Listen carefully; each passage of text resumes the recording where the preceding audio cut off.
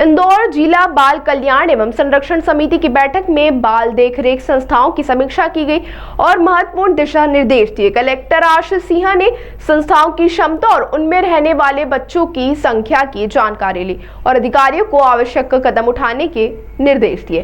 बाल देखरेख संस्थाओं की बैठक में निम्नलिखित बाल देखरेख संस्थाओं की जानकारी दी गई। तो वहीं बाल संप्रेक्षण इस संस्था में बालक और बालिकाओं की कुल क्षमता 100 है, जिसमें वर्तमान में 44 बालक और 50 बालिकाएं हैं। विशेष गृह इस संस्था में बालकों की कुल क्षमता 50 है, जिसमें वर्तमान में 50 बालक हैं। विशेष गृह बालिका इस संस्था में बालिकाओं की कुल क्षमता 50 है, जिसमें वर्तमान में 36 बालिकाएं हैं। राजकीय बाल संरक्षण आश्रम इस संस्था में बालक और बालिकाओं की कुल क्षमता 100 है, जिसमें वर्तमान में 3 बालक और 28 बालिकाएं हैं।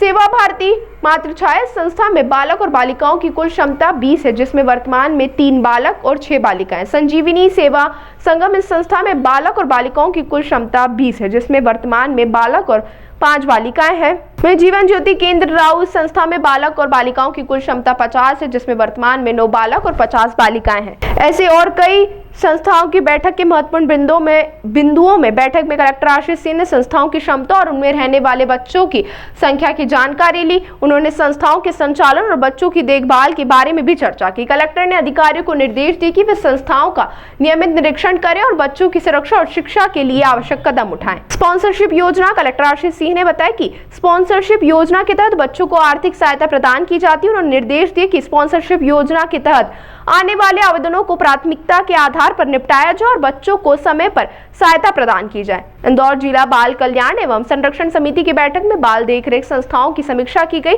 और महत्वपूर्ण दिशा निर्देश दिए गए। देखिए, बाल कल्याण समिति की जो बैठक हुई है उसमें 2-3 बिंदुओं पर निर्देश प्रदान किए गए हैं। एक तो जो स्पॉन्सरशिप योजना है, जिसमें कि किसी अगर बच्चे के फादर की डेथ हो जाती है तो उसको सहायता मिलती है। तो ऐसे 3100 केसेस अभी आवेदन हमारे पास हैं। उनमें जो प्रोसेस होता है कि उसमें परीक्षण होता है और समिति से अप्रूव होके उसके बाद वो आवेदन अप्रूव होते हैं। तो उस पूरी प्रोसेस को अगले 1 महीने के अंदर पूरा करा लिया जाए, ये निर्देश प्रदान किए गए हैं।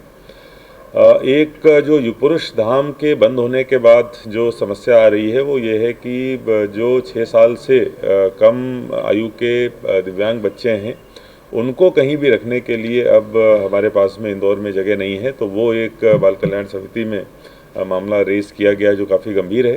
तो इस संबंध में हम लोग जो दूसरे एनजीओज़ हैं उनसे बातचीत करने का प्रयास करेंगे और उनके माध्यम से एक नई फैसिलिटी जल्दी से जल्दी खोली जाए, जिस पे हमको निर्णय करना है। इस संबंध में निर्देश प्रदान किए गए हैं।